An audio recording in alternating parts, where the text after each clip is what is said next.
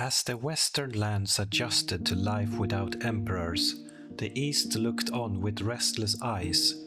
Constantinople, strong and radiant, was not content to let the world shrink. In its palaces, emperors dreamed of banners flying once more over Rome, Carthage, and Spain. The empire had fallen in the West, yes, but in the East it lived on, and it yearned to reclaim what was lost. In the 6th century, Justinian rose to the throne. Small in stature, sharp in thought, tireless in ambition, he was no ordinary emperor. He saw himself as heir to Augustus and Constantine, not just in title but in destiny. The empire, he believed, was not half a thing, it was whole, and it must be whole again. Beside him stood Theodora, empress, once an actress, now a figure of remarkable will. History remembers her as strong, clever, and unyielding. Where Justinian hesitated, she urged courage. When he nearly fled in the face of rebellion, she is said to have declared, "Purple makes a fine shroud.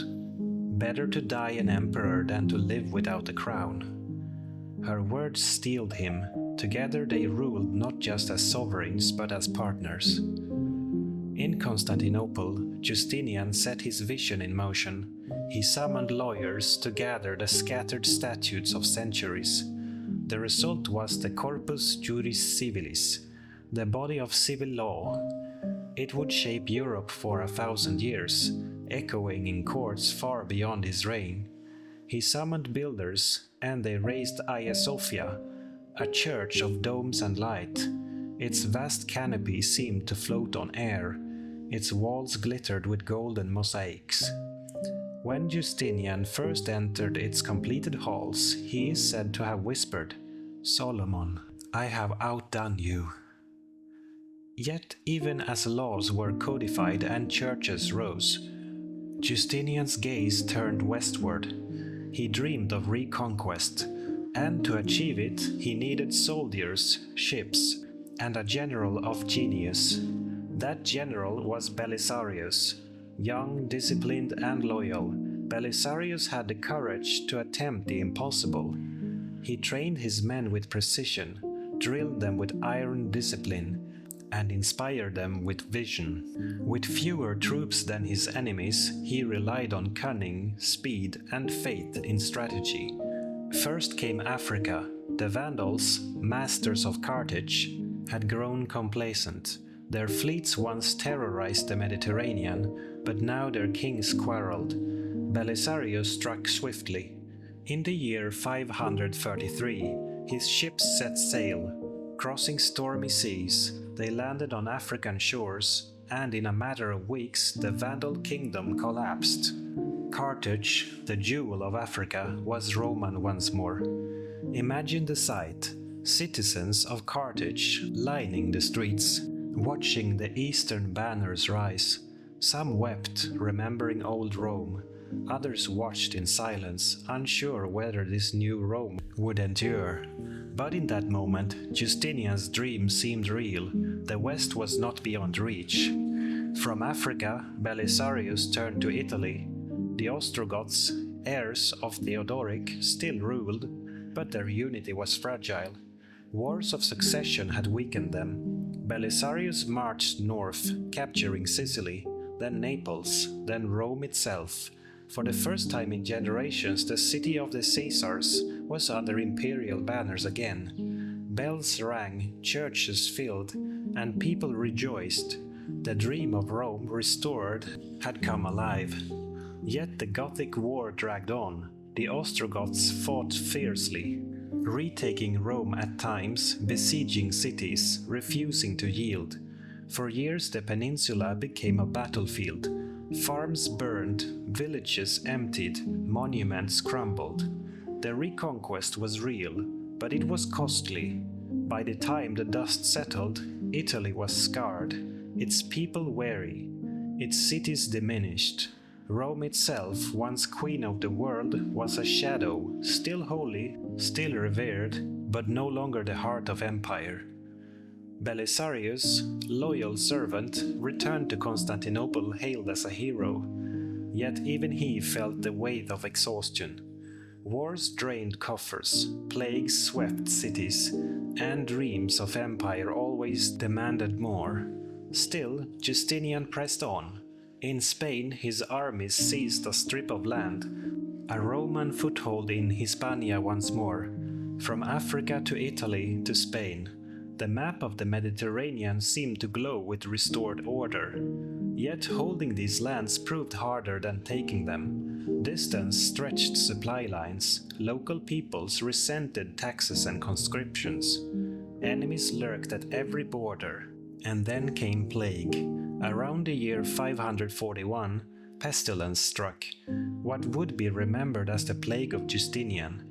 Ships carried rats, rats carried fleas, fleas carried death. In Constantinople, corpses filled the streets, fires burned day and night to cleanse the air. Priests prayed, doctors despaired, some said half the city perished. Across the empire, villages emptied, fields lay fallow, armies thinned. For those who lived through it, the world seemed cursed. One year had brought reconquest and glory, the next brought silence and graves. Justinian himself fell ill but survived. His empire endured, but weaker, stretched, scarred.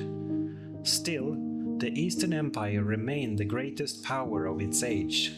Constantinople's walls stood tall, its fleets sailed, its laws endured. While the West drifted in fragments, the East held steady, preserving the Roman name for centuries more. Yet the West was not abandoned entirely. Seeds had been planted. The Franks grew stronger, tied to Catholic faith. The Visigoths would eventually embrace the same faith, uniting rulers and people. The Church bound regions together, creating a network of belief that no army could conquer. Rome had fallen, yes, but Christendom was rising, and with it, the Middle Ages began to take clearer shape.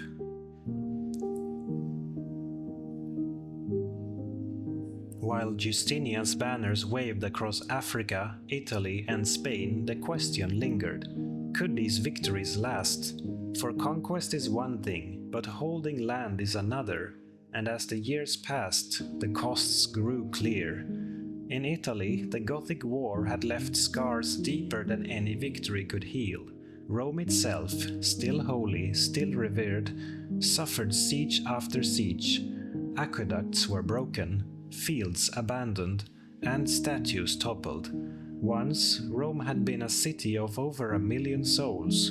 By Justinian's time, and even more so after the wars, it dwindled to tens of thousands. The Colosseum stood silent, its arches home to weeds and birds. Travelers walked past ruins with awe and sorrow, speaking of greatness now gone. Yet amid the ruins, faith blossomed. Churches rose where temples had crumbled. Shrines to martyrs dotted the land. Pilgrims still came, kneeling at the tombs of apostles Peter and Paul. Rome, the imperial capital, was no more, but Rome, the spiritual heart of Christendom, grew stronger. The papacy, though not yet supreme, was finding its voice. In years to come, the voice would guide kings and challenge emperors. Meanwhile, Ravenna glittered. Under Byzantine governors, mosaics adorned churches like San Vitale, their golden light depicting Christ, angels, and even Justinian and Theodora themselves. Soldiers marched in disciplined ranks, officials collected taxes, priests chanted liturgies. For a time, Italy felt Roman again, though it was Rome of the East, not the West. In Africa, the reconquest at first seemed secure. Carthage bustled with trade, its harbors filled with sails. Grain once more flowed toward Constantinople, but old tensions stirred. Berber tribes raided from the hinterlands. Revolts shook cities. Governors struggled to balance imperial demands with local realities. Africa would remain Byzantine for a century, but it was never truly at peace. Spain, too, proved difficult. The strip of territory held by the Byzantines clung to the coast, a foothold more symbolic than decisive. Visigothic kings still dominated the peninsula, their courts plotting and praying, their bishops urging unity. The Byzantine presence was a reminder of old Rome, but only a faint one. Back in Constantinople, Justinian's reforms echoed louder than his conquests. The Corpus Juris Civilis, his great law code, outlasted every battle.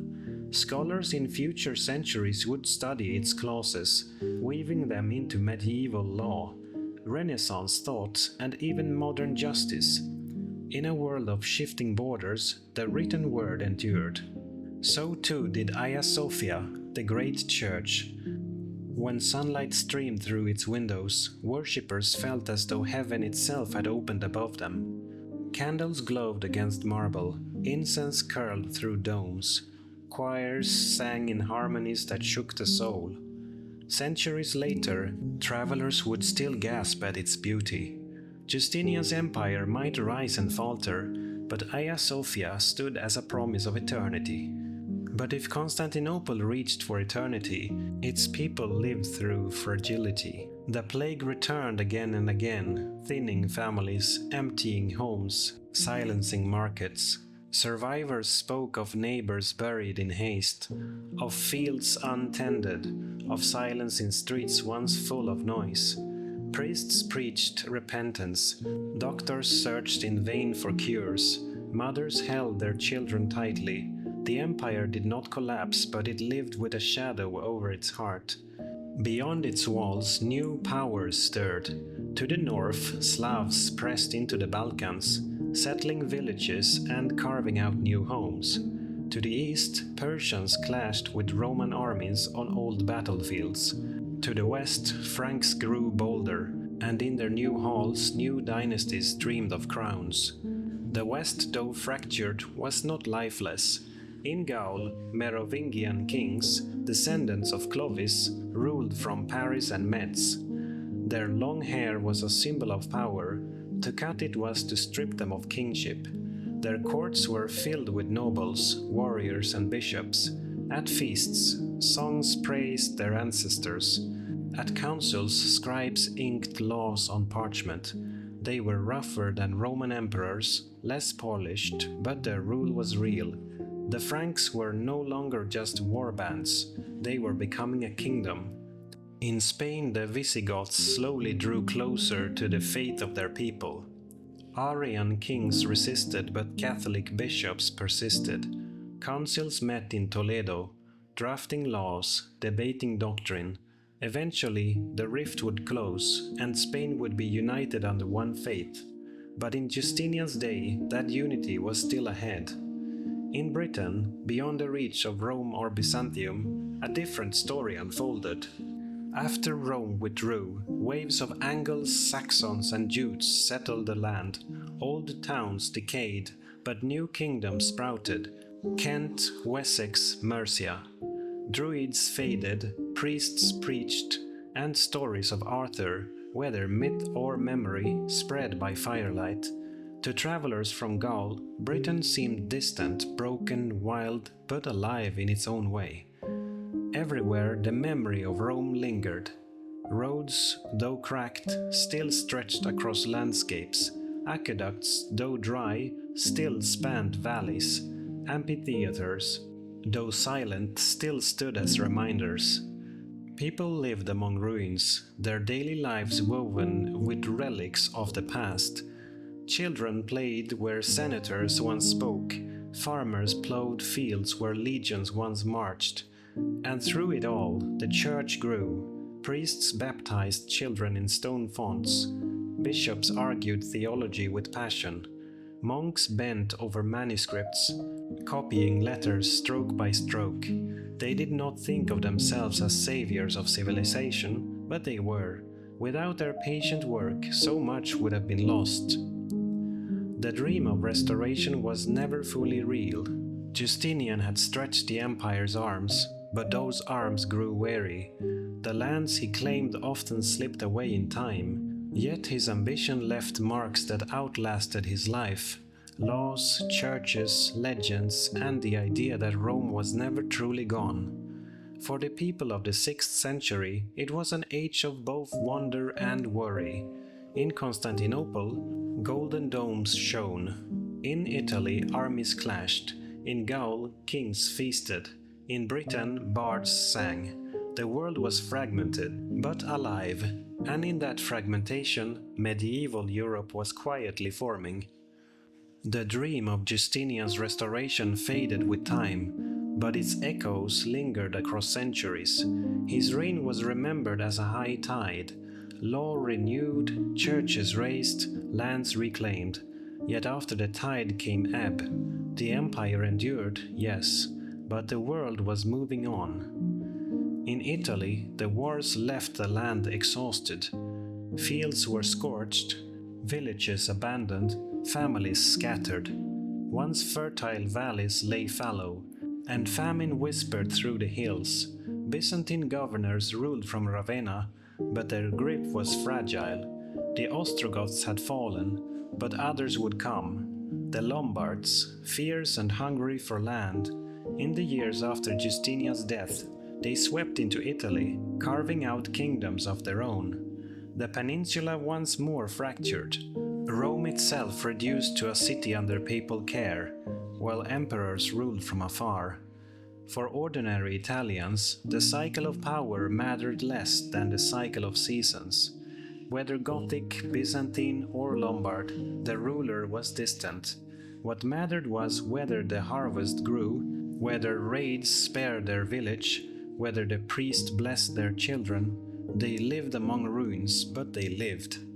In Africa, Byzantine officials kept Carthage alive, its harbors busy with ships, yet inland tribes pressed harder. Rebellions simmered, and soldiers marched endlessly to keep order. Africa remained part of the empire for more than a century, but it never again held the easy prosperity of Roman days. It was a frontier, both jewel and burden. Spain's Byzantine strip too proved fragile. For a few generations, imperial banners fluttered along its coasts, but Visigothic kings eventually pushed them back. The dream of restoring all Hispania faded, leaving the Visigoths to carry its fate. In time, their kingdom would fall to new powers from the south, but that was a story yet to come. Even as conquest waned, Constantinople itself remained a wonder. Travelers spoke of its walls, triple lines of stone and moat that no army could breach. They spoke of its markets where silk and spices were sold, of its churches glowing with gold, of its scholars debating theology with fire in their eyes. The city stood as a beacon of what Rome had been and what it still aspired to be. But beyond the empire's borders, new powers were growing. To the north, Slavic tribes spread across rivers and plains, their villages dotting the Balkans. To the west, Frankish kings consolidated, their dynasty stretching roots deeper with every generation. To the east, Persia clashed with Rome in endless rivalry, each seeking advantage, each wearing down the other. And on the horizon, unseen by most, a new faith was stirring in Arabia, one that would sweep across lands and alter history forever. But in the 6th century, that future was still hidden, waiting for its moment. For now, the Church was the true unifier of the West. Where emperors failed, bishops endured. Where armies faltered, monks persevered. The Pope in Rome, though not yet supreme, grew steadily more influential. Pilgrims came to Rome not for political power, but for holy relics, for blessings, for the aura of saints. Slowly, spiritual authority began to balance, sometimes even outweigh secular might. In monasteries, the quiet work of preservation continued. Picture a monk in a stone cell, hunched over parchment.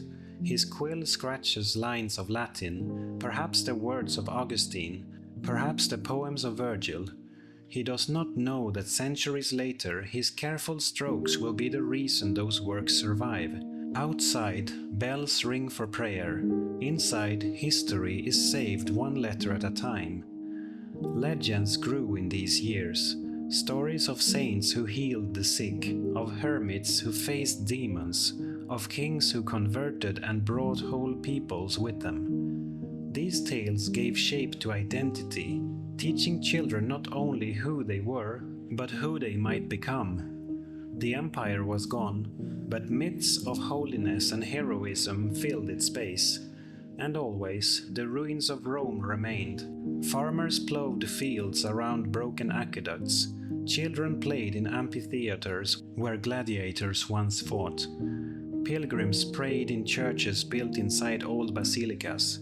The past was everywhere, a ghost that never left.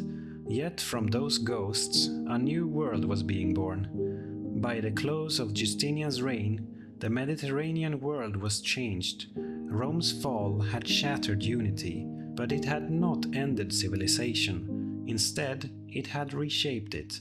The empire was smaller, the world harsher, but life endured, adapted, transformed, and prepared for the centuries to come.